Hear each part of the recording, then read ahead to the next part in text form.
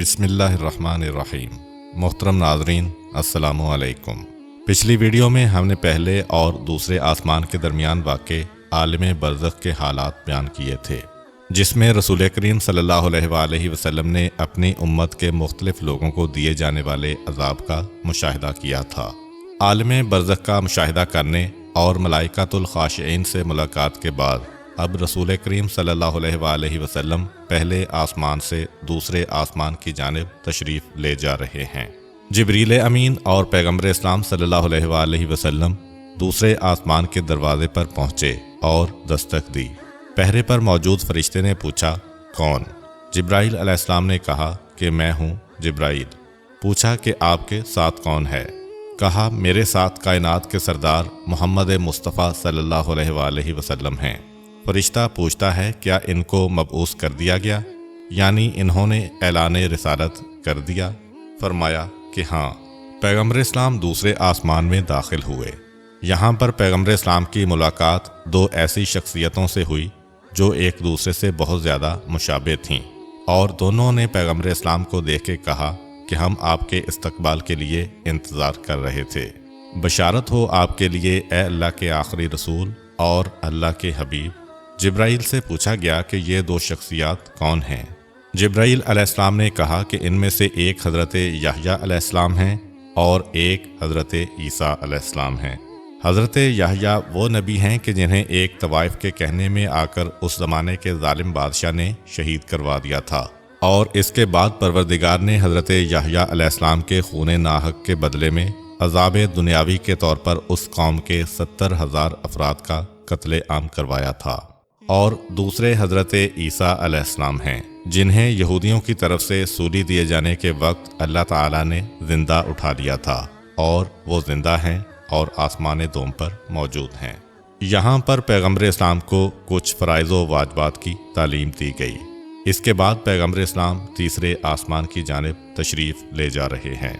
तीसरे आसमान पर जब अल्लाह के रसूल पहुँचे तो यहाँ पे पैगम्बर की मुलाकात उस शख्सियत से हुई कि जिसका चेहरा 14वीं रात के चाँद की मानिद चमक रहा था।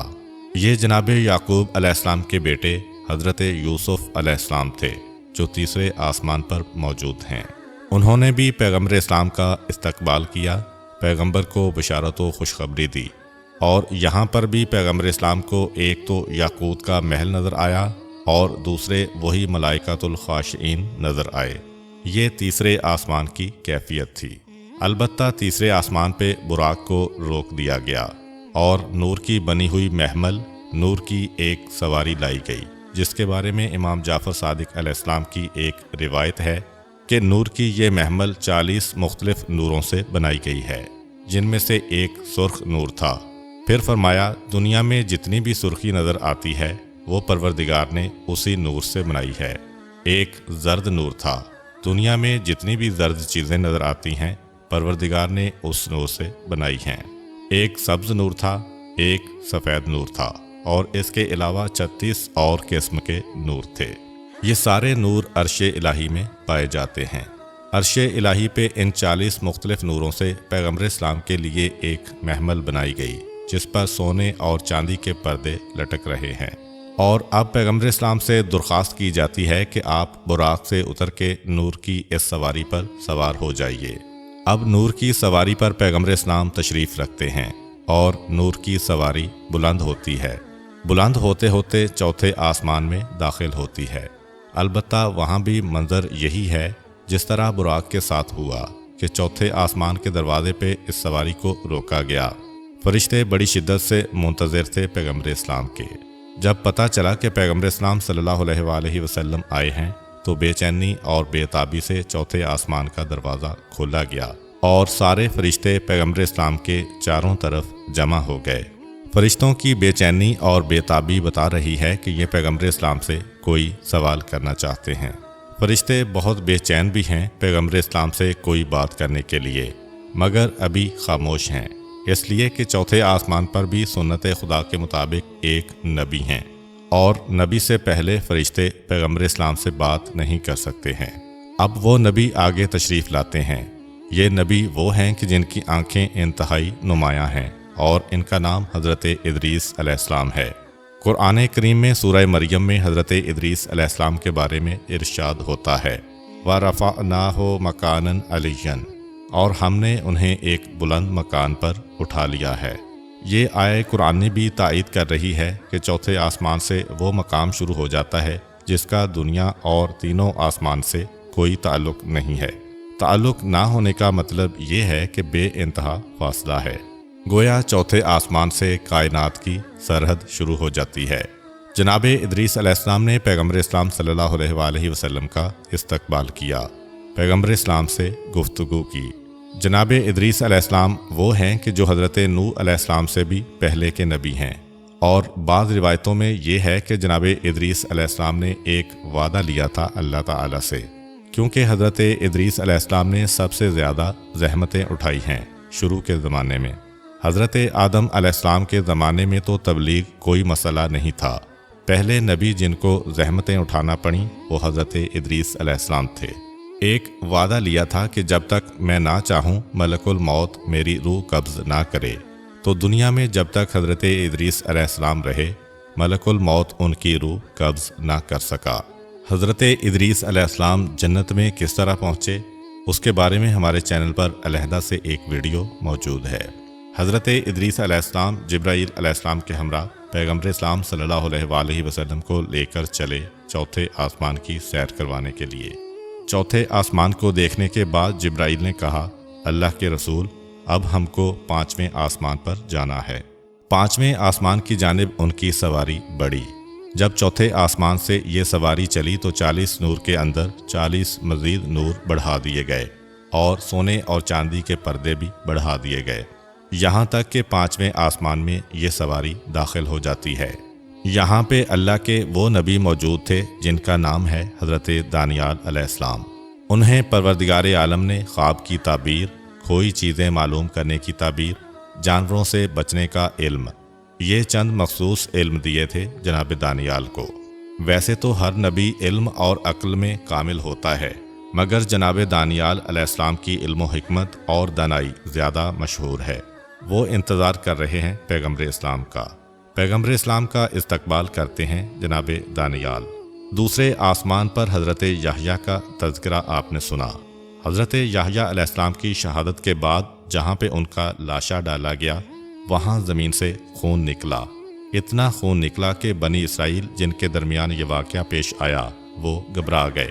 انہوں نے لا کے خون کے اوپر مٹی ڈالی تو خون اور بلند ہوا، اور مٹی ڈالی اور بلند ہوا، یہاں تک کہ ایک سلسلہ جاری ہو گیا کہ وہ مٹی ڈالتے جاتے ہیں اور شہید کا خون ناحق بلند ہوتا چلا جاتا ہے، یہاں تک کہ بخت نصر نام کے ایک ظالم بادشاہ نے اس شہر پر حملہ کیا۔ اس شہر کی 70,000 آبادی تھی، ساری آبادی کو قتل کروایا اور ان سب کے لاشیں اسی ٹیلے پر پھینکے، مگر جناب یحییٰ علیہ السلام کا خون جاری رہا۔ آخر میں ایک انتہائی بوڑھی عورت کو لایا گیا جس کے بارے میں روایت ہے کہ یہ وہ طوائف تھی جس کے کہنے پر اس زمانے کے بادشاہ نے حضرت یحییٰ علیہ السلام کو شہید کیا تھا۔ جب اس کی گردن کاٹ کے اس کا لاشا وہاں پہ پھینکا گیا تو جناب یحییٰ علیہ السلام کا ابلتا ہوا خون کئی سالوں کے بعد آخر ختم ہو گیا، اور اسی موقع پر جناب دانیال نبی کی نبوت کا زمانہ تھا۔ بخت نصر کے مظالم بڑے، جناب دانیال نے نصیحت کی تو بخت نصر نے غصے میں آ کر ان کو ایک کنویں میں پھینک دیا جس کے اندر پہلے سے بھوکے اور خونخوار شیر ڈالے گئے تھے، مگر جناب دانیال علیہ السلام وہاں پہنچے تو اللہ کے بزرگ نبی کو دیکھ کر سارے شیر ان کے مطیع ہو گئے، اور عالم یہ ہے کہ شیر اور شیرنیاں کنویں کی مٹی کھاتے تھے، اور جو شیرنی کا دودھ تھا وہ جناب دانیال علیہ السلام کی غذا بنتا تھا۔ چنانچہ حضرت دانیال علیہ السلام پیغمبر اسلام صلی اللہ علیہ وآلہ وسلم کا پانچویں آسمان پر استقبال کرتے ہیں۔ اب جناب دانیال پیغمبر اسلام کو لے کے چلے اور پانچویں آسمان کی سیر کرائی۔ ایک اور روایت کے مطابق پانچویں آسمان پر پیغمبر اسلام کی ملاقات حضرت ہارون علیہ السلام سے ہوئی تھی۔ پانچویں آسمان کی سیر کے بعد جبرائیل علیہ السلام نے کہا اللہ کے رسول آئیے اب چھٹے آسمان کی جانب چلیں۔ پیغمبر اسلام کا سفر ابھی جاری ہے اور ابھی تک جبرائیل علیہ السلام بھی ساتھ ہیں۔ اب چھٹے آسمان میں پیغمبر اسلام صلی اللہ علیہ وآلہ وسلم داخل ہوئے۔ छठा आसमान परवरदिगार आलम के एक इंतहाई जलीलुल कद्र नबी के हवाले है। वहाँ भी यही कैफियत है। दरवाज़ा खोला गया, फरिश्ते बेचैनी से दौड़कर पैगम्बर इस्लाम के इस्तकबाल के लिए आए। पैगम्बर इस्लाम की मुलाकात यहाँ पर हज़रत मूसा अलैहिस्सलाम से होती है। पैगम्बर इस्लाम ने देखा कि एक नबी हैं जिनका कद इंतहाई लंबा, बाल बहुत घने और गंदमी रंग है, और वो पैगम्बर इस्लाम को देख के एक जुमला कहते हैं और बार बार उसी को दोहराते हैं कि बनी इसराइल मेरे बारे में कहते हैं कि मेरा मुकाम सबसे बुलंद है, जबकि अल्लाह के हबीब आप सबसे बुलंद हैं, मैं तो आपका ग़ुलाम हूँ। और मुसलसल ये जुमला कहते रहे जब तक कि पैगम्बर इस्लाम छठे आसमान पर मौजूद रहे। छठे आसमान के बाद ये नूर की सवारी सातवें आसमान में दाखिल हुई, और इस सवारी का वही उसूल है कि तीसरे आसमान के बाद ये सवारी आई। हर आसमान में दाखिल होती है और जब उससे निकलती है तो 40 नूर और बढ़ जाते हैं। चौथे आसमान से निकली तो 40 नूर और बढ़ गए, पाँचवें आसमान से निकली 40 नूर और बढ़ गए, और छठे आसमान से निकलकर जब सातवें आसमान में दाखिल हुए तो यहाँ 40 नूर और बढ़ जाते हैं। अब सातवें आसमान का इलाका शुरू हो गया है। ये सातवां आसमान वो है जहाँ करीब करीब 3 चीज़ें हैं। एक यहाँ पे बैतुल मामूर है, दूसरे यहीं पे जन्नतुल मावा है, और तीसरे यहीं पर एक बेरी का दरख्त है जिसको सिदरातुल मुंतहा कहते हैं। सिदरा यानी बेरी, मुंतहा यानी आखिरी। सिदरातुल मुंतहा बेरी का वो दरख्त जो आखिरी दरख्त है निशानी के लिए। इससे आगे जिब्राईल अलैहिस्सलाम जैसा फरिश्ता भी नहीं जा सकता। कायनात की तारीख में फ़कत रसूल इस्लाम सल्लल्लाहु अलैहि वसल्लम आगे बढ़े थे, वरना इससे पहले कोई फरिश्ता, कोई नबी तक इससे आगे ना बढ़ सका था। अब ये सातवां आसमान है, खुला इलाका है। यहाँ पर बैतुल मामूर एक तरफ है, वहीं पे सिदरातुल मुंतहा है, वहीं पे जन्नतुल मावा है। जन्नत और मावा यानी रहने की जगह। जन्नतुल मावा वो जन्नत जिसमें मोमिनीन को रखा जाएगा। सिदरातुल मुंतहा तो बिल्कुल आखिर में है, लेकिन बैतुल मामूर और जन्नत इतने करीब करीब हैं कि बाज़ वाक़यात रिवायतों में ऐसे आए कि फ़ैसला नहीं हो पाता कि ये बैतुल मामूर का वाक़या है या जन्नत का वाक़या है। जैसे सातवें आसमान पर पैगम्बर इस्लाम की मुलाकात हज़रत इब्राहीम अलैहिस्सलाम से हुई, मगर 2 रिवायतें हैं। एक रिवायत में है कि हज़रत इब्राहीम अलैहिस्सलाम बैत मामूर के करीब नज़र आए, और एक है कि नहीं, जन्नत में नज़र आए। ऐसा लग रहा है कि ख़ुद बैत मामूर भी जन्नत का एक हिस्सा है, वहाँ से जन्नत शुरू हो जाती है। जब सातवें आसमान पर पैगम्बर इस्लाम पहुँचे तो पैगम्बर इस्लाम इरशाद फरमाते हैं, मैंने देखा कि वहाँ पे एक मकान बना हुआ है और उसके गिर्द मुसलसल फरिश्ते तवाफ़ में मशगूल हैं। जिब्राईल अलैहिस्सलाम ने कहा कि कोई लम्हा ऐसा नहीं आता कि कम से कम 70,000 फरिश्ते इसके तवाफ़ में ना हों, और जो फरिश्ता एक मरतबा तवाफ़ करके गया दोबारा उसको मौका ही नहीं मिला। इतना हुजूम है, फरिश्तों की कसरत है। जब से कायनात बनी है और उसके बाद बैतुल मामूर बना है, मुसलसल तवाफ़ हो रहा है, और जिस फरिश्ते को एक दफ़ा मौका मिल गया, अब दूसरे फरिश्ते इतने ज़्यादा लाइन में खड़े हैं कि दोबारा उसका मौका ही नहीं आया। ये वही बैतुल मामूर है जिसके बारे में बयान होता है कि यही मस्जिद अक्सा है, क्योंकि ये आखिरी मस्जिद है। इससे आगे तो जन्नत है, और जन्नत से आगे सिदरतुल मुंतहा। रिवायतों में ये भी है कि हज़रत आदम अलैहिस्सलाम ने पहला हज इसका किया था। फिर जब दुनिया में भेजे गए और जिब्राईल आए आदम अलैहिस्सलाम के पास, तो हज़रत आदम अलैहिस्सलाम और जिब्राईल ने मिलके इसी बैतुल मामूर की सीध में मक्का में ये खाना काबा बनाया। और खाना काबा जो बैतुल मामूर के बाद बना, बैतुल मामूर की इतनी सीध में है कि पैगम्बर इस्लाम फरमाते हैं कि जब मैं बैतुल मामूर के अंदर दाखिल हुआ तो एक मरतबा आवाज़ आई कि ए मेरे हबीब, अपने पैरों की जानिब देखो। मैंने अपने पैरों की जानिब देखा तो बिल्कुल मेरे पैरों के नीचे खाना काबा इस तरह नज़र आ रहा था कि अगर अपने हाथ से कोई चीज़ मैं छोड़ता तो सीधे जाकर खाना काबा के अंदर वो चीज़ गिरती। अब पैगम्बर इस्लाम आसमानों के काबा बैतुल मामूर के करीब पहुँचे तो आपने सबसे पहले खाना खुदा का तवाफ़ करना चाहा। बैतुल मामूर का तवाफ़ शुरू किया पैगम्बर इस्लाम ने। तवाफ़ के बाद 2 रकत नमाज पढ़ी और अब पैगम्बर इस्लाम बैतुल मामूर के अंदर तशरीफ़ ले जा रहे हैं। اور اندر جانے کے بعد پیغمبر اسلام نے وہ منظر دیکھا تھا کہ بالکل میرے پیروں کے نیچے دنیا کا خانہ کعبہ ہے۔ بیت المعمور کی زیارت کے بعد جب پیغمبر اسلام آگے بڑھے تو فوراً وہ درخت شروع ہو گیا جس کا نام ہے شجرہ طوبہ، اور جس کا ذکر قرآن میں بھی آیا ہے۔ یہ اتنا بڑا درخت ہے کہ پیغمبر اسلام فرماتے ہیں اگر کوئی آدمی عربی گھوڑے پر بیٹھ جائے اور عربی گھوڑے کو پوری رفتار سے دوڑائے، 100 سال تک یہ گھوڑا دوڑتا رہے، تب بھی اس درخت کا سایہ ختم نہیں ہوگا، اتنی دور تک یہ درخت پھیلا ہوا ہے۔ بیت المعمور کے فوراً بعد یہ درخت شروع ہو جاتا ہے، لیکن یہ بات تو واضح ہے کہ جب درخت اتنا بڑا ہے اور بیت المعمور کے بعد اس کی شاخیں شروع ہوتی ہیں تو اس کا جو تنا ہے وہ تو بہت آگے جا کے کہیں ہوگا۔ پیغمبر اسلام فرماتے ہیں کہ میں نے دیکھا کہ بیت المعمور کے بالکل نیچے سے 2 نہریں جاری ہیں، درخت کا سایہ اور 2 نہریں۔ جبرائیل علیہ السلام سے پوچھا گیا یہ سایہ اور یہ نہریں؟ کہا کہ ہاں اللہ کے رسول، یہ جنت شروع ہو گئی ہے، یہ جنت کا درخت ہے طوبہ۔ اور یہ 2 نہریں کون سی ہیں؟ ایک نہر کوثر ہے، ایک نہر رحمت ہے جس کا نام سلسبیل بھی ہے۔ پیغمبر اسلام فرماتے ہیں کہ میں نے کوثر کی نہر سے ایک جام بھر کے پیا اور سلسبیل کی نہر میں غسل کیا۔ پیغمبر اسلام فرماتے ہیں کہ اس کے بعد جب میں جنت میں داخل ہوا تو 4 نہریں اور میں نے بہتی ہوئی دیکھیں، ایک نہر پانی کی، ایک نہر دودھ کی، ایک نہر شہد کی اور ایک نہر شراب طہورہ کی۔ یہ 4 نہریں جنت کی ہیں اور 2 نہریں کوثر و سلسبیل بیت المعمور سے بہتی ہوئی جنت میں آ رہی ہیں۔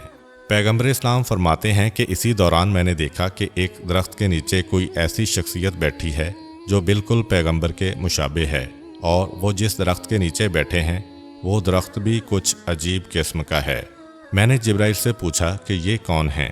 کہا کہ یہ آپ کے جد حضرت ابراہیم علیہ السلام ہیں۔ میں نے پوچھا اور یہ بچے؟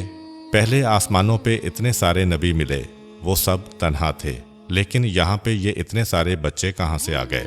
تو جواب ملا کہ یہ سارے بچے وہ ہیں جو آپ کے ماننے والوں کی اولاد جو بچپن میں انتقال کر جاتے ہیں۔ پروردگار عالم کی بارگاہ میں حضرت ابراہیم علیہ السلام نے خصوصی دعا کی تھی کہ پروردگارہ، میں یہ چاہتا ہوں کہ میری نسل سے جو رسول و امام ہونے والے ہیں ان کے ماننے والوں کی اولاد کی پرورش میں کروں گا۔ پروردگار عالم نے جناب ابراہیم علیہ السلام کی اس خواہش کو پورا کیا۔ پیغمبر اسلام جناب ابراہیم علیہ السلام کے قریب جاتے ہیں اور سلام کیا کیونکہ یہ جد ہیں۔ پیغمبر اسلام نے پوچھا کہ اے میرے جد بزرگوار، یہ درخت جس کے نیچے آپ بیٹھے ہیں یہ بڑا عجیب درخت ہے۔ حضرت ابراہیم علیہ السلام مسکرائے اور کہا کہ ہاں، یہ درخت وہ ہے کہ جس کی ہر شاخ میں ایک الگ مزہ ہے، جس میں وہ پھل لگے ہوئے ہیں کہ جس وقت کسی کو خواہش ہوتی ہے تو اس کے قریب جانے سے درخت کی شاخ خود جھکتی ہے۔ جس طرح ماں اپنے بچے کو غذا دیتی ہے، درخت کی شاخوں کی شکل بھی وہی ہے، انداز بھی وہی ہے کہ جب کسی بچے کو کسی چیز کی خواہش ہوتی ہے، درخت کی شاخ جھکتی ہے، اس بچے کے منہ میں داخل ہو جاتی ہے، بالکل ایسے جیسے وہ ماں سے غذا لے رہا ہو۔ جس پھل کی، جس میوے کی، جس مشروب کی وہ تمنا کرتا ہے، وہی مزہ اس شاخ میں سے اس کو محسوس ہوتا ہے۔ اور ایک وقت میں اولین و آخرین کے بچے اگر جمع ہو جائیں تو اس درخت میں اتنی شاخیں ہیں کہ ہر ایک کو اس کی غذا مل سکتی ہے۔ اس کے بعد پیغمبر اسلام کی نگاہ کچھ فرشتوں پر پڑی کہ جو اس درخت کے نیچے ساز و سامان کو جمع کر رہے ہیں۔ ان کے پاس بہترین گھوڑے اور بہترین لباس ہیں۔ پیغمبر اسلام کہتے ہیں کہ یہ فرشتے کس لیے یہ سارا سامان جمع کر رہے ہیں؟ جواب ملا کہ اللہ کے رسول، آپ کے وہ ماننے والے جنہوں نے دنیا میں فقر و فاقے اور مصیبت کے ساتھ زندگی گزاری مگر صبر سے کام لیا اور کسی حرام کی جانب قدم نہیں بڑھایا، ان کے استقبال کے لیے یہ تیاریاں ہو رہی ہیں، کیونکہ پروردگار عالم نے یہ اعلان کیا ہے کہ میرے بندوں میں سے جو میرے حکم کا اتنا پابند ہے کہ فاقہ کرے مگر میرے حکم کو نہ توڑے، جنت میں سب سے پہلے اس کو لایا جائے گا اور استقبال کرتے ہوئے لایا جائے گا۔ باقی لوگ تو جنت میں آئیں گے خوشی کے عالم میں، مگر یہ وہ لوگ ہیں کہ جنت ان کا انتظار کرے گی اور ان کا باقاعدہ استقبال ہوگا۔ پھر پیغمبر اسلام صلی اللہ علیہ وآلہ وسلم نے دیکھا کہ کچھ فرشتے سونے اور چاندی کی اینٹوں کے محل بنا رہے ہیں۔ فرشتوں کے ہاتھوں میں سونے اور چاندی کی اینٹیں ہیں، اور عجیب بات یہ ہے کہ کچھ فرشتے 2-4 اینٹیں لگا کے رک جاتے ہیں، تھوڑی دیر کے بعد تھوڑا آگے بڑھے، 2-4 اینٹیں اور رکھیں، پھر کھڑے ہو گئے، اور کچھ فرشتے مسلسل کام کر رہے ہیں، سونے اور چاندی کی اینٹیں رکھتے جا رہے ہیں۔ اب فرشتے تو سارے ہی ایسے ہیں کہ وہ حکم خدا کی ذرہ برابر بھی مخالفت نہیں کرتے ہیں۔ تو بھئی اگر اللہ کا حکم آیا ہے کہ جنت میں سونے چاندی کے محل بناؤ، تو یہ اتنا رک رک کے کیوں بنا رہے ہیں؟ اور پھر ہر ایک کا طریقہ الگ ہے، کوئی جلدی بنا رہا ہے، کوئی آہستہ بنا رہا ہے۔ پیغمبر اسلام نے سوال کیا انہی فرشتوں کے پاس جا کر کہ یہ تم لوگ کیا کر رہے ہو، کس طرح سے محل بنا رہے ہو؟ کہا اللہ کے رسول، یہ وہ محل نہیں ہے جو اللہ کی جانب سے کسی مومن کو ملے ہیں، بلکہ یہ وہ محل ہیں کہ جو مومن خود بناتا ہے۔ جیسے جیسے ہم کو اس کی مزدوری ملتی جاتی ہے، ویسے ویسے ہم بناتے جاتے ہیں۔ جو ہمیں تیزی سے مزدوری دیتا ہے اس کا محل بھی تیزی سے بن رہا ہے، اور جو ہمیں آہستہ آہستہ مزدوری دیتا ہے اس کا محل بھی رک رک کے بن رہا ہے، اور جو 1-2 دفعہ مزدوری دینے کے بعد بھول گیا اس کے محل کی عمارت بھی 2-4 دن سے کھڑی ہے، اس سے آگے کوئی کام نہیں ہو رہا۔ پیغمبر اسلام نے پوچھا کہ اس محل کی مزدوری کیا ہے؟ کہا کہ تسبیحات 4، یعنی سبحان اللہ والحمد للہ ولا الہ الا اللہ واللہ اکبر۔ جیسے جیسے مومن ذکر کرتا ہے اپنی نمازوں کے بعد، اٹھتے بیٹھتے اور اپنی دعاؤں کے بعد تسبیحات 4 کی شکل میں، تو یہ اس محل کی مزدوری ہے۔ پیغمبر اسلام نے واپس آنے کے بعد فرمایا تھا کہ اگر حکم خدا ہوتا تو میں یہ ذکر اپنے ماننے والوں پہ واجب کر دیتا، لیکن تم خود دیکھو کہ اس کی وجہ سے کتنی آسانی کے ساتھ جنت میں تمہارا محل بن سکتا ہے۔ پھر پیغمبر اسلام کچھ اور آگے بڑھے تو ایک اور منظر دیکھا کہ جگہ جگہ باغ ہیں، مگر باغ میں بڑی تیزی کے ساتھ درخت اگ رہے ہیں، اور بعض ایسے باغ ہیں کہ جن میں درخت خود جل رہے ہیں۔ پیغمبر اسلام نے سوال کیا کہ جنت تو پہلے سے بنی ہوئی ہے، یہ کون سے درخت ہیں جو اب اگائے جا رہے ہیں؟ جواب دیا گیا کہ یہ وہ درخت ہیں کہ جب دنیا میں کوئی ذکر خدا کرتا ہے تو جنت کے باغ میں اس کا ایک درخت بن جاتا ہے۔ جیسے جیسے وہ ذکر خدا کر رہے ہیں ویسے ویسے ان کے باغات تیار ہوتے چلے جا رہے ہیں۔ پیغمبر اسلام نے سوال کیا کہ یہ جو جلنے والے درخت ہیں، یہ جہنم کا منظر جنت میں کیسے؟ آگ تو جہنم کی چیز ہے، یہ درخت کیسے جل رہے ہیں؟ کہا کہ اللہ کے رسول، یہ ایسے لوگ ہیں کہ جو پہلے اپنا درخت بنا تو لیتے ہیں، اس کے بعد پھر خود ہی اپنے درخت کو جلا دیتے ہیں۔ اس سے آگے کی تفصیل اس روایت میں نہیں ہے، مگر ایک اور روایت میں اس کی تفصیل ملتی ہے کہ جب پیغمبر اسلام نے اسی مفہوم کو مدینے کی ایک مسجد میں بیان کیا اور کہا کہ جب کوئی مومن ذکر خدا میں سبحان اللہ یا الحمدللہ یا لا الہ الا اللہ یا اللہ اکبر کہتا ہے تو اس کا ایک درخت جنت کے باغ میں پیدا ہو جاتا ہے۔ اس پر سوال کیا کسی مسلمان نے کہ اللہ کے رسول، پھر تو ہمارے بہت سارے درخت جنت میں بن گئے ہوں گے، کیونکہ ہم تو چلتے پھرتے، اٹھتے بیٹھتے، کھاتے پیتے ہر وقت ذکر خدا کرتے ہیں۔ پیغمبر اسلام نے کہا، ہاں بہت سارے درخت ہوں گے، بشرطے کہ تم دنیا سے کوئی آگ نہ بھیجو کہ جو ان درختوں کو جلا دے۔ پوچھا گیا اللہ کے رسول، وہ آگ کیا ہے جو جنت کے درخت کو جلا دیتی ہے؟ کہا کہ کسی مومن کی غیبت، کسی مومن کی تذلیل، کسی مومن کی برائی، کسی مومن سے حسد یا رزق حرام۔ یہ وہ چیزیں ہیں جو آگ ہیں جو جنت کے درخت کو جلانے والی ہے۔ پیغمبر اسلام مزید آگے بڑھے تو دیکھا کہ ایک انتہائی خوبصورت محل بنا ہوا ہے۔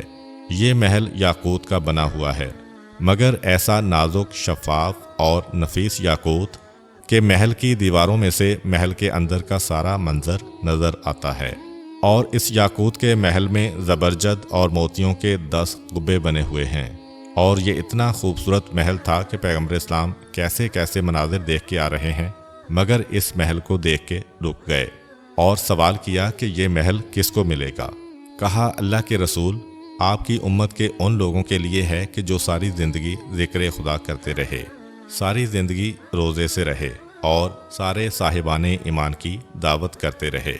پیغمبر اسلام نے کہا کہ پھر تو ایسا کوئی مومن ہو ہی نہیں سکتا ہے، اس لیے کہ ذکر خدا کتنا ہی آدمی کرے، کتنے ہی روزے رکھے، ساری زندگی صاحبان ایمان کو کتنا ہی کھانا کھلائے، مگر ساری زندگی تو یہ چیزیں ناممکن ہیں۔ تو جواب ملتا ہے کہ نہیں اللہ کے رسول، اللہ نے یہ شرط لگائی، مگر بعد میں اعلان کیا کہ جو مومن ایک دفعہ تسبیحات اربعہ پڑھ کے دن کا آغاز کرتا ہے، میں اس کا سارا دن ذکر خدا میں لکھ دیتا ہوں۔ جو رمضان کے 30 روزے رکھ لیتا ہے، میں اس کا سارا سال روزے میں شمار کروں گا، اور جو اپنے گھر والوں کو جن کا نان و نفقہ اس پر واجب ہے، ان کو آرام و اطمینان کے ساتھ ان کا حق دے دیتا ہے، یعنی بیوی، اولاد اور والدین پر تنگی نہیں آنے دیتا۔ میں اس کے حصے میں لکھوں گا کہ گویا اس نے سارے صاحبان ایمان کا حق ادا کر دیا ہے اور ان کو کھانا کھلا دیا ہے۔ جو مومن اپنے اہل و عیال کو آرام اور اطمینان کے ساتھ حق پہنچا دیتا ہے، یہ اس کا محل ہے۔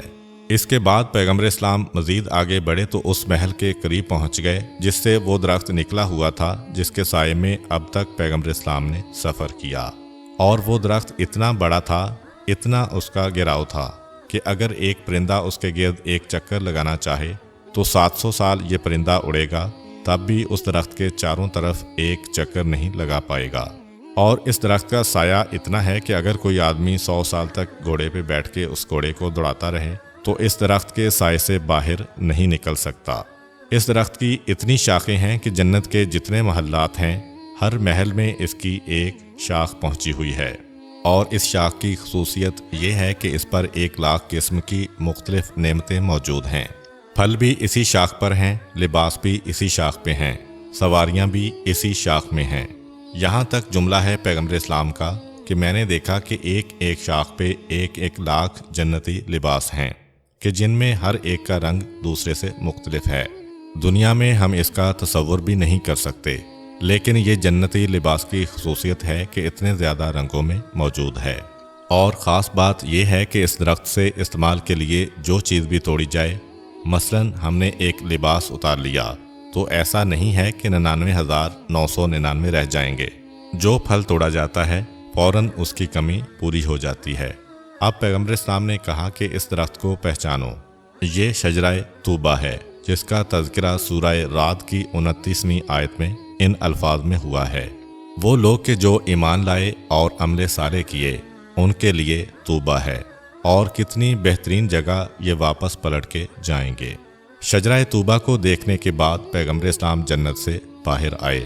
پیغمبر اسلام جب جنت سے باہر آئے تو بس قرآن کا جملہ ہے، وَعِندَ سِدْرَةُ الْمُنتَہَىٰ وَعِندَهَا جَنَّةُ الْمَأْوَىٰ۔ جنت اور سدرۃ المنتہا بالکل برابر ہیں۔ اور سدرۃ المنتہا کیا ہے؟ یہ ایک بیری کا درخت ہے جسے بطور نشان آسمانوں پہ رکھا گیا ہے۔ اس درخت کے آگے نہ کوئی جا سکتا ہے، نہ گیا ہے، نہ جائے گا، سوائے ہمارے آقا حضرت محمد صلی اللہ علیہ وآلہ وسلم کے۔ حتیٰ کہ جبرائیل علیہ السلام جیسا سردار فرشتہ بھی اس سے آگے کبھی نہیں گیا۔ تو سدرۃ المنتہا ایک نشانی ہے تاکہ فرشتوں کو بھی پتہ چل جائے کہ اس سے آگے ہم کو نہیں جانا ہے۔ یہ وہ مقام ہے کہ یہاں سے نہ کوئی آگے بڑھ سکتا ہے، نہ کسی کو علم ہے کہ اس سے آگے کیا ہے۔ یہاں تک پیغمبر اسلام صلی اللہ علیہ وآلہ وسلم جبرائیل علیہ السلام کے ساتھ پہنچتے ہیں۔ اب پیغمبر اسلام کو سدرۃ المنتہا سے آگے جانا ہے۔ ابھی تک جبرائیل علیہ السلام پیغمبر اسلام کے ساتھ آ رہے ہیں، لیکن یہ وہ مقام ہے کہ جہاں پر جبرائیل پیغمبر اسلام صلی اللہ علیہ وآلہ وسلم کا ساتھ چھوڑ جائیں گے۔ جنت میں جبرائیل کچھ وقت کے لیے پیغمبر اسلام سے جدا ہوئے۔ اب سدرۃ المنتہا کے پاس دوبارہ پیغمبر اسلام کے پاس آئے، اور پہلی مرتبہ جبرائیل اپنی اصلی صورت میں آئے۔ اس سے پہلے جبرائیل علیہ السلام یا تو دوسرے فرشتوں کی شکل میں یا پھر کسی انسانی شکل میں رہتے ہوئے پیغمبر اسلام کے ساتھ تھے۔ اب جب اپنی اصلی صورت میں آئے تو اس انداز میں کہ 600 ہاتھ ہیں جبرائیل کے، اور ہر لمحے جس طرح انسانی پسینہ ٹپکتا ہے، جبرائیل کے جسم سے ہیرے اور جواہرات ٹپک رہے تھے۔ جبرائیل علیہ السلام سدرۃ المنتہا پہ پہلے ہی پیغمبر اسلام کے انتظار میں کھڑے ہیں۔ جیسے ہی پیغمبر جنت سے باہر آئے، جبرائیل علیہ السلام نے ایک دفعہ بآواز بلند کہا، قد قامت الصلاۃ۔ ادھر جبرائیل نے قد قامت الصلاۃ کہا، اور ادھر 7ویں آسمان پر جتنے فرشتے تھے وہ سب دوڑ کر جمع ہو گئے اور صفیں بنانے لگے۔ اور سدرۃ المنتہا کے بالکل قریب ایک چشمہ بہہ رہا ہے۔ بیت المعمور کی دیوار کے نیچے سے 2 چشمے نکلے تھے، وہ جنت میں گئے تھے، مگر یہ ایک خاص چشمہ ہے، کسی فرشتے کی بھی مجال نہیں ہے کہ وہ اس چشمے کے پانی کو استعمال کرے۔ چنانچہ اللہ کے رسول وہ پہلی شخصیت ہیں کہ جن کو اس چشمے کا پانی استعمال کرنے کی اجازت ملی۔ اس انداز سے کہ فرشتوں کی قطار بنی، فرشتے سدرۃ المنتہا کے درخت تک قطار بنائے کھڑے ہیں، پیغمبر اسلام ان سے آگے ہیں، گویا پیغمبر اسلام کے قدم اور سرحد میں داخل ہو چکے ہیں جہاں آج تک کوئی نہیں گیا۔ اب جبرائیل سے واسطہ ختم ہو گیا، اب جبرائیل کچھ نہیں بولیں گے۔ سدرۃ المنتہا کے آگے جبرائیل علیہ السلام کی طاقت بھی ختم ہو گئی۔ چنانچہ اب بارگاہ الہی سے آواز آئی کہ اے میرے حبیب، اب تمہیں آگے بڑھ کر میرے انوار کا مشاہدہ کرنا ہے، اس لیے اس چشمے سے جس کا نام ہے چشمہ صاد، اور قرآن کا 38واں سورہ بھی اسی چشمے کے نام پر ہے۔ بہرحال آواز آئی، اے میرے حبیب، آگے بڑھ کر تمہیں اپنی آنکھوں سے میری قدرت کا مظاہرہ دیکھنا ہے، اس لیے پہلے اس چشمے کے پانی سے وضو کر لو۔ پیغمبر اسلام جھکے اور سیدھا ہاتھ آگے بڑھایا، پیغمبر اسلام نے وضو کیا۔ ادھر پیغمبر اسلام کا وضو مکمل ہوا اور ادھر پیغمبر کے آگے سے حجاب ہٹنے لگے۔ اب سدرۃ المنتہا کے آگے پردے پڑے ہوئے ہیں، ایک مرتبہ 3 پردے ہٹے تو نور کا ایک دروازہ نظر آیا۔ ہر پردے کے ہٹتے وقت پیغمبر اسلام اللہ اکبر کی آواز بلند کرتے ہیں، 3 تکبیریں پیغمبر نے کہیں، نور کا ایک دروازہ نظر آیا۔ جیسے ہی نور کا دروازہ نظر آیا، پیغمبر اسلام کی زبان پہ دعا جاری ہوئی، یہ دروازہ کھلا تو پیغمبر نے دیکھا کہ نور کا ایک اور پردہ ہے۔ پیغمبر اسلام نے پھر اللہ اکبر کہا، وہ پردہ ہٹا، پھر ایک اور پردہ نظر آیا، 5واں پردہ۔ پھر پیغمبر اسلام نے اللہ اکبر کہا تو وہ پردہ ہٹا۔ پیغمبر اسلام نے دیکھا کہ سامنے ایک اور نور کا دروازہ ہے، اور اس نور کے دروازے سے آواز آ رہی ہے کہ اے میرے حبیب۔ پیغمبر اسلام کی زبان پر آیا، لبیک لبیک میرے پروردگار، میں حاضر ہوں، تیرے علاوہ میری کوئی پناہ گاہ نہیں ہے۔ تب وہ دوسرا دروازہ کھلا تو چھٹا پردہ نظر آیا۔ پیغمبر اسلام نے چھٹے پردے کو دیکھ کر اللہ اکبر کہا۔ 7واں پردہ سامنے آیا، پیغمبر اسلام نے اللہ اکبر کہا، 7واں پردہ ہٹ گیا، مگر اب کوئی دروازہ نہیں ہے، کھلا علاقہ آ گیا۔ چنانچہ پیغمبر اسلام کی زبان پر یہ دعا آ گئی، انی وجہت وجہی للذی فطر السماوات والارض حنیفا وما انا من المشرکین۔ میں نے ہر باطل سے جدا ہو کر اپنا منہ اس کی طرف کیا جس نے آسمان اور زمین بنائے، اور میں مشرکوں میں سے نہیں ہوں۔ پھر آواز آئی، اے میرے حبیب، اب تم میرا نام دو۔ بس پیغمبر اسلام نے یہ سنا اور کہا، بسم اللہ الرحمن الرحیم۔ پھر آواز آئی، اے میرا رسول، میں تمہیں یہاں تک لے کے آیا ہوں، اب تم میرا ذکر کرو۔ پیغمبر نے کہا، الحمدللہ رب العالمین، تمام تعریفیں اس پروردگار کے لیے جو عالمین کا پالنے والا ہے، اور دل میں کہا، شکرن للہ۔ آواز آئی کہ اے میرے حبیب، تم نے میرا شکر ادا کیا ہے، اس لیے میرا دوسرا نام لو۔ اب پیغمبر اسلام کوئی بھی نام لے سکتے تھے، لیکن اپنے امتیوں کو مختلف عذاب میں دیکھ کر آئے ہیں، اس لیے فوراً پیغمبر نے کہا، الرحمن الرحیم، رحمت والا نام لیا۔ چنانچہ الحمد کی دوسری آیت رحمت والی بنی۔ پھر اللہ اور رسول میں بات ہوتی رہی اور الحمد کا سورہ بڑھتا رہا، یہاں تک کہ بات ولضالین تک پہنچ گئی۔ جب پورا سورہ مکمل ہوا تو پیغمبر نے ایک مرتبہ کہا، الحمدللہ رب العالمین۔ آواز آئی کہ اے میرے حبیب، تم نے میرا تذکرہ تو کر دیا، مگر میری معرفت بھی تو بیان کرو۔ پیغمبر اسلام نے قل هو اللہ کی سورت کی تلاوت شروع کی اور اس کے آخر میں کذالک اللہ ربی کہا۔ اب جیسے ہی پیغمبر اسلام نے اللہ کی معرفت بیان کی تو خود اللہ نہیں، اللہ کا ایک نور پیغمبر کے سامنے آ کے چمکا۔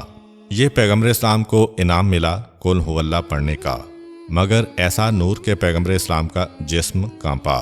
اس نور کی عظمت کو دیکھ کر پیغمبر جھک گئے، اس طرح سے کہ آنکھیں نیچی ہوئیں، کمر جھکی، اور پیغمبر اسلام کی زبان سے نکلا، سبحان ربی العظیم و بحمدہ۔ اسی سنت کی بنا پر ہماری نماز کا رکوع قرار پایا۔ پیغمبر کے سامنے جب اللہ کی تعریف کی تو پیغمبر کے دل کو ذرا قرار آیا۔ पैगंबर सीधे खड़े हुए। इसके बाद पहले नूर से भी बड़ा एक और नूर इलाही चमका। पैगंबर अल्लाह अकबर कहकर सजदे में गिर पड़े और सुबहान रब्बियल आला व बिहम्दिही पैगंबर की ज़ुबान पर आया। इसीलिए रुकू के बाद नमाज में सजदा करार पाया। पैगंबर इस्लाम ने 7 मरतबा ज़िक्र खुदा किया और पैगंबर के दिल को करार आया। पैगंबर इस्लाम बैठते हैं। जैसे ही बैठे वो जो पैगंबर ने तारीफ़ अल्लाह की है, अल्लाह ने दूसरा नूर अपना ज़ाहिर किया। पैगंबर इस्लाम के दिल में दोबारा एक रोब, एक हैबत तारी हुई उस नूर खुदा से। दूसरे सजदे में पैगंबर गिर पड़े, सुबहान रब्बियल आला व बिहम्दिही कहा और इसके बाद बैठ गए तो हुक्म हुआ, ए मेरे हबीब तुम खड़े हो जाओ। पैगंबर ये कहते हुए खड़े हुए, बिहौलिल्लाहि व कुव्वतिही अक़ूम व अक़उद। ए अल्लाह, तेरी ही दी हुई ताकत की मदद से मैं बैठा था, उसी की मदद से खड़ा हो रहा हूँ। आवाज़ आई कि ए मेरे हबीब तुमने मेरा जिक्र किया, एक मरतबा फिर मेरा जिक्र कर दो। पैगंबर इस्लाम ने अलहम्द का सूरा पढ़ा और खामोश हुए तो आवाज़ आई, ए मेरे हबीब अब तक तुम मेरा तज़किरा कर रहे हो, अब तुम अपना और अपने घर वालों का तज़किरा भी करो। पैगंबर इस्लाम खामोश हुए। आवाज़ आई कि इन्ना अंज़लना पढ़ो। पैगंबर इस्लाम ने इन्ना अंज़लना का सूरा पढ़ा और जैसे ही इन्ना अंज़लना का सूरा पढ़ा उसी तरतीब से वो 3 नूर चमके कि जिस पर पैगंबर इस्लाम रुकू में गए, फिर 2 सजदों में गए। 2 सजदों के बाद जब बैठे तो बशारत हुई कि ए मेरे हबीब तुम्हारी इबादत से हमने तुम्हारी सारी उम्मत को बख्श दिया है। और पैगंबर इस्लाम ने बे इख्तियार अल्लाह की तारीफ़ की, बिस्मिल्लाह व बिल्लाह वल्हम्दुलिल्लाह व खैरल अस्माए कुल्लुहा लिल्लाह। बस जैसे ही पैगंबर ने ये तारीफ़ की और इसके बाद गवाही दी, अशहदु अल्ला इलाहा इल्लल्लाह। आवाज़ आई, ए मेरे हबीब अपना भी तज़किरा करो। पैगंबर ने अपना भी तज़किरा किया, व अशहदु अन्ना मुहम्मदन अब्दुहु व रसूलुहु। आवाज़ आई, अपने घराने का भी तज़किरा करो। पैगंबर इस्लाम ने एक मरतबा पढ़ा, वसल्ले अला व अला अहले बैती। खुदावंद तेरा दुरूद मुझ पर भी है, मेरी अहले बैत पर भी हो। इधर पैगंबर इस्लाम ने ये कहा तो एक मरतबा पैगंबर इस्लाम की निगाह पड़ी। क्या देखा कि अब मैं अकेला नहीं हूँ, बल्कि आदम अलैहिस्सलाम से लेकर ईसा अलैहिस्सलाम तक सारे अंबिया भी मेरे पीछे खड़े हैं। पैगंबर इस्लाम ने सबको देख के आवाज़ दी, अस्सलामु अलैकुम व रहमतुल्लाहि व बरकातुहू।